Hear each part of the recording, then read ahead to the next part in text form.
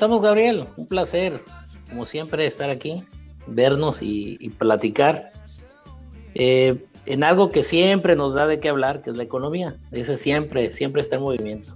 Totalmente. Hace poco, que por cierto voy a adelantar una nota que vamos a presentar en la semana del 27 en la tele, para que esté pendiente, una mesa denominada, ya lo estamos planeando, una mesa denominada Las dos crisis y una revolución, la crisis económica, la crisis sanitaria y la revolución tecnológica. Va a estar muy interesante y precisamente vaya que hay tema. Oye, ¿qué te parece si hacemos una especie de corte de caja al día de hoy, en este 7 de diciembre, estamos a punto de cerrar el 2021, se cierra la mitad del sexenio de López Obrador, arranca la segunda mitad, los últimos 3 años, para muchos es el momento de consolidar ciertas obras, de empezar a proyectar a la sucesión. Me parece que por ahí va también este discurso y estas acciones que estamos viendo, que a mí me llama la atención que Claudia Sheinbaum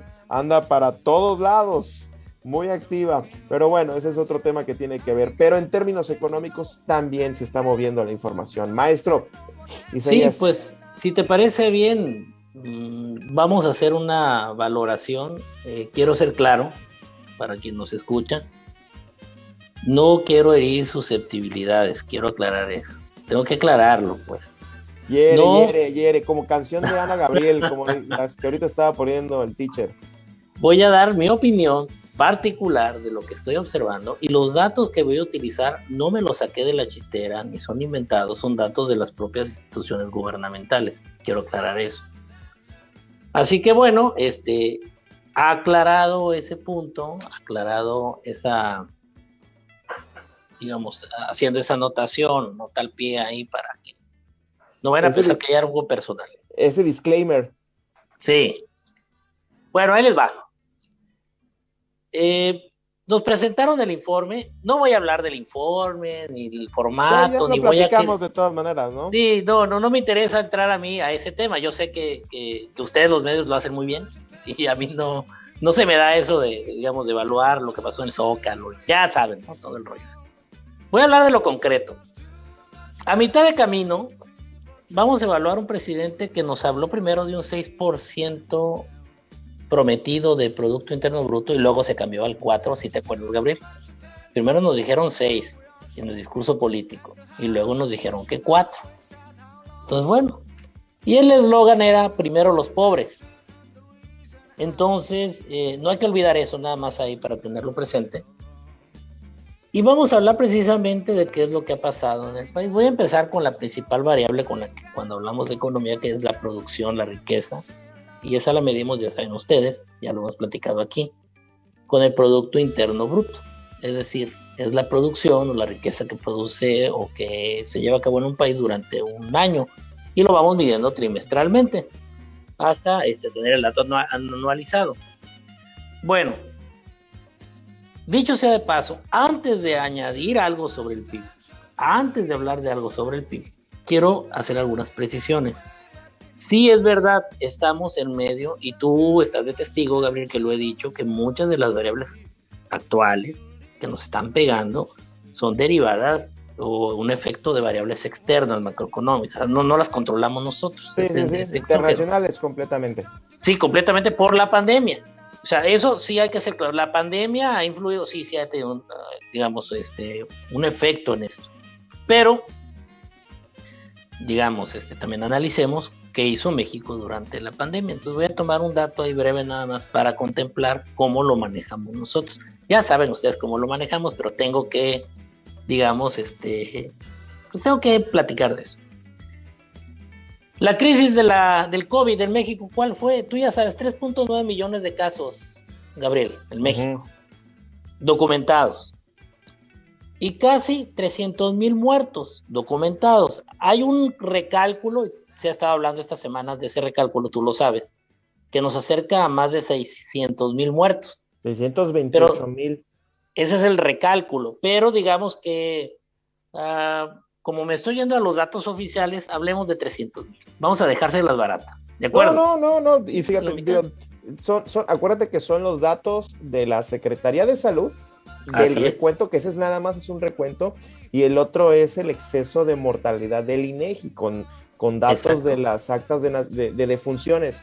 Entonces, pues, siguen siendo datos oficiales, pero efectivamente el recuento, digamos, diario, que nada más es eso, es el de salud, pero sí son 600,000. Entonces, fíjate, yo nada más pongo el paréntesis y mira, también opinó ahí el perro. El perrón. Oye, ¿dónde están? Es que yo también me pondría con esos datos de la pandemia, yo también me pondría igual. ¿Dónde están los? Sí, fíjate, hablando de esos números, ¿qué se está haciendo? ¿Qué se está haciendo? ¿Cuáles son los tropiezos? ¿Cuáles son los errores de estas intervenciones que hemos visto que de pronto se dan a bote pronto, que de pronto tienen que improvisar? Y bueno, pues ahí están los costos. Cierro paréntesis, continuamos. Sí, y acorde totalmente con esto que mencionas, porque definitivamente, y lo has tratado aquí en el programa, sé que ha estado Efraín, Mauricio y otros doctores que saben del tema, y ha sido, digamos, la forma de abordarlo. Nada más quería yo hablar de eso, ¿no? Porque se excusan mucho los datos económicos en torno al COVID. En la contracción histórica del PIB que vivimos en 2020, este perro. Dale. 8.2 del PIB, de Producto Interno Bruto. Acuérdate que fue el dato oficial al final, 8.2. Hay que ser claro, sí, ese es producto de la pandemia, el 8.2. Pero tú y yo recordamos, Gabriel, que aquí lo platicamos, que en el primer año del gobierno de López Obrador se decreció 0.3% en el PIB, es decir, ya venía una tendencia a la baja. Así que no podemos nosotros decir que todo es producto de la pandemia, ya hay un efecto de eso. Y te voy a decir otra cosa, más adelantito, ya regresando del corte, nomás me recuerdas, te voy a decir yo por qué las políticas internas también juegan. Hay un dato actual que nos hace ver que también lo interno está jugando por la última contracción que tuvimos. Va, fíjate, y a mí uno de estos tiene que ver con la inversión. Me voy a adelantar antes de irnos a la pausa, la inversión directa extranjera. Y por cierto, sobre la cancelación de Constellation Brands, esta cervecera gigantesca que se iba a construir en Baja California, se acaba de anunciar hace ratito que sí se va a hacer en Veracruz. Me gustaría regresar con esto, le amplío toda esta información. Interesante lo que pones sobre los efectos también internos, domésticos, como dicen los expertos. Entonces, ¿cuáles son los factores internos? Hemos hablado mucho también de los factores internos. Hay factores de los factores externos. ¿Cuáles son los factores internos del antes de la pandemia o del antes del COVID, el AC y el DC?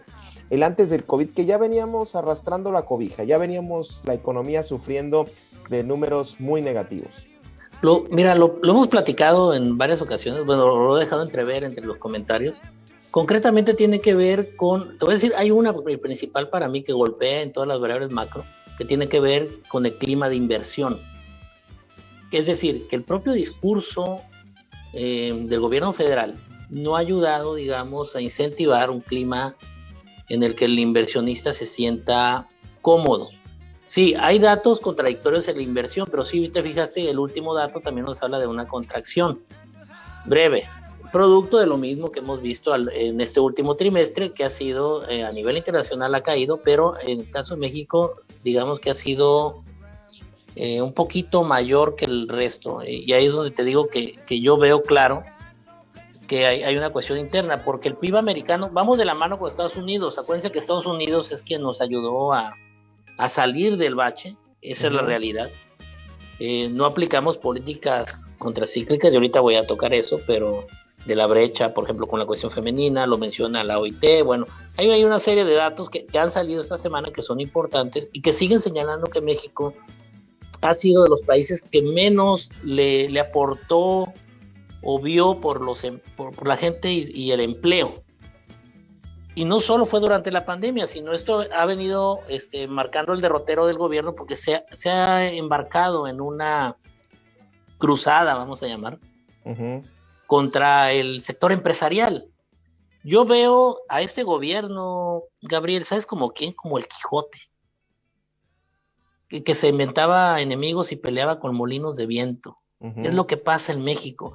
Llega un gobierno que quiere romper con lo anterior y en esa, digamos, vorágine de verse diferente, de ser distinto, se inventa rivales, se inventa enemigos donde no los hay. Y de hecho tú sabes que el principal aliado de cualquier gobierno es el sector privado, porque es al final el que genera los empleos.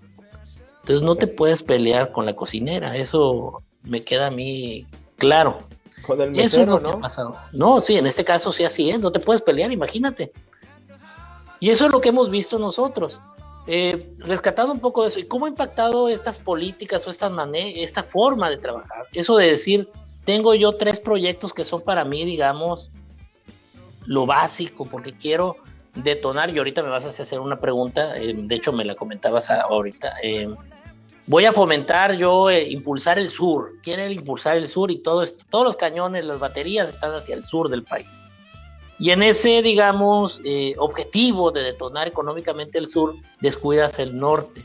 Eso ya ha pasado en la historia de México, ya nos ha sucedido. Desde la historia del milagro mexicano, cuando se apoyó al campo y luego se quiso apoyar la industria, pero se abandonó el campo porque está pensando en la industria, suceden estas cosas. No puedes hacer eso, pues. Ya la historia nos los ha mostrado y parece que no saben historia. Así es sencillo. Sí. Me queda claro a mí. Te voy a dar un dato, fíjate. Este dato es del Consejo Nacional de Evaluación de la Política de Desarrollo Social, Coneval.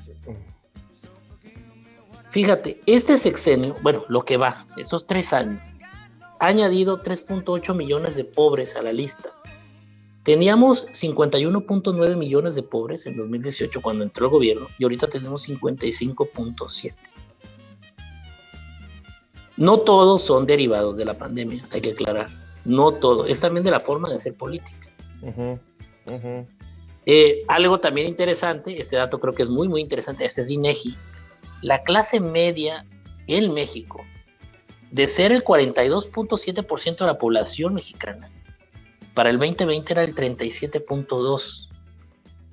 Imagínate esa caída, Gabriel, y no sé cómo vaya a salir este año, pero no creo que vaya a salir muy positivo por el último trimestre, por los resultados del último trimestre. Entonces, veo yo complejo, sí veo complejo, veo que a nivel interno, te digo, esa separación, porque ves tú la caída de los PIB, pero en este último trimestre la separación entre la caída de Estados Unidos y la nuestra es muy abrupta, es de 0.4, 0.04, es muy abrupto en comparación. ¿Qué te indica? Que no tiene que ver con la pandemia concretamente, también hay cuestiones internas. Fíjate, Uno de ellos, perdón, Gabriel, uno de ellos es el elefante que mencionamos cuando platicábamos de la reunión trilateral. Los constantes ataques a la ley, a la ley y a lo que viene siendo la cuestión del sector energético. Eso no nos ayuda. ya. Fíjate, en Baja California Sur, sobre la clase media, por acá precisamente estamos preparando una nota, doy el dato, en Baja California Sur estamos muy por encima de la media nacional. En el 2020, en Baja California Sur estuvimos en 51.10% y en la media nacional 42.20% según el INEGI. Sí. Entonces, pues en Baja California Sur, digamos, uno podría pensar, bueno, se vive mejor, pero bueno, hay temas como la inflación que aunque tengamos un sueldo mayor en promedio nacional de lo que se paga aquí en el estado, pues de todas maneras no te alcanza para nada. Exacto, y ahí hay algo interesante, Gabriel. Te voy a decir que bueno que tocas ese punto, porque la mayoría de la gente, bueno, en cuanto diste el dato, seguro que alguien ahí en el carro o en su casa pensó, ¿y por qué demonios no me alcanza el dinero? Pues si estoy por encima de la media y vivo en Baja California Sur, que es la tierra de los fifís, por lo que veo, ¿no? Entonces, ¿cómo puede ser posible? Pues eso les muestra que aunque ganes más, si hay una inflación del 7.05 como la que estamos viviendo, el último dato, pues no lo vas a sentir. Y también responde una pregunta y algo que siempre dice la gente y con lo que los políticos les juegan el dedo en la boca, y ahorita los voy a sacar de esa duda. El famoso, suban el salario mínimo para estar todos bien. Déjenme decirles algo con esa receta. No es que sea mala la receta, solo hay que saber cuándo aplicarla. ¿De acuerdo? ¿A qué me refiero con eso?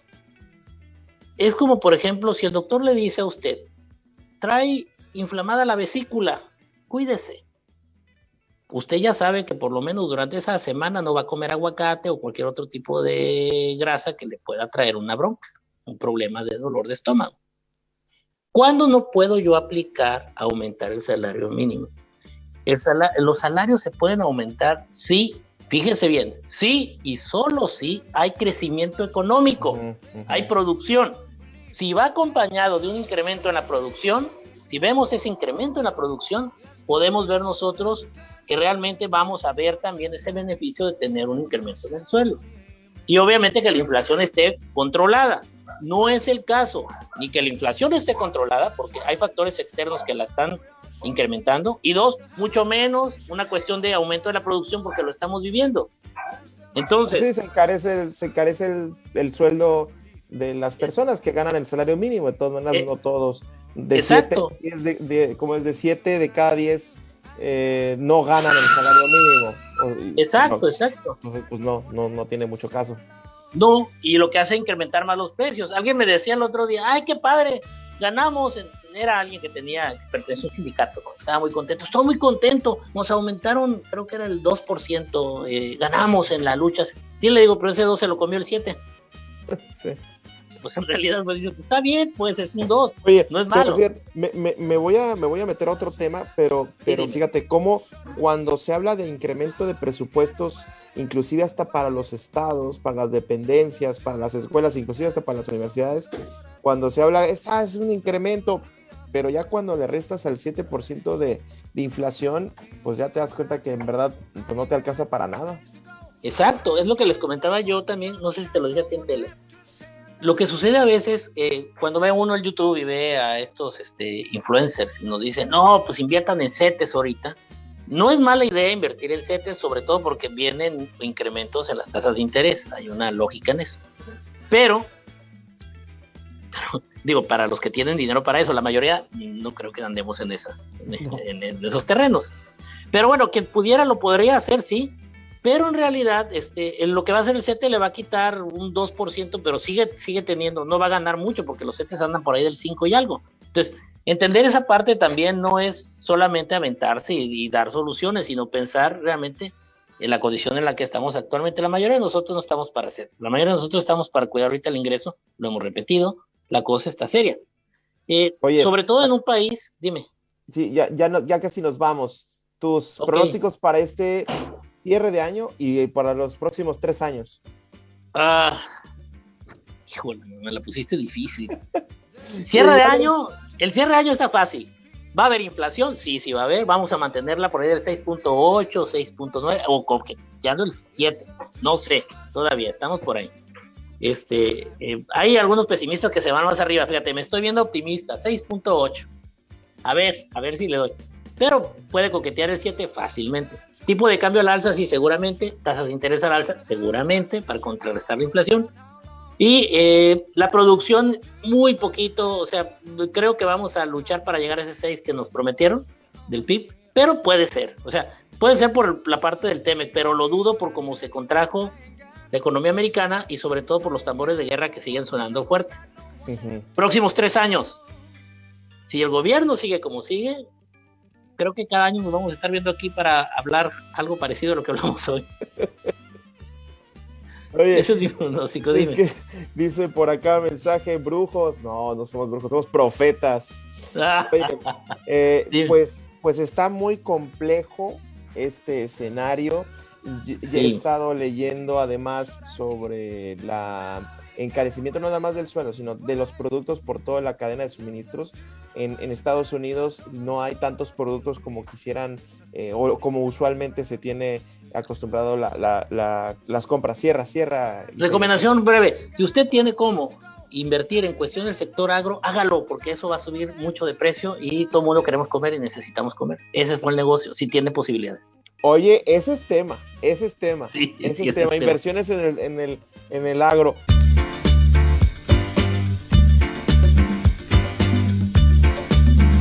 There is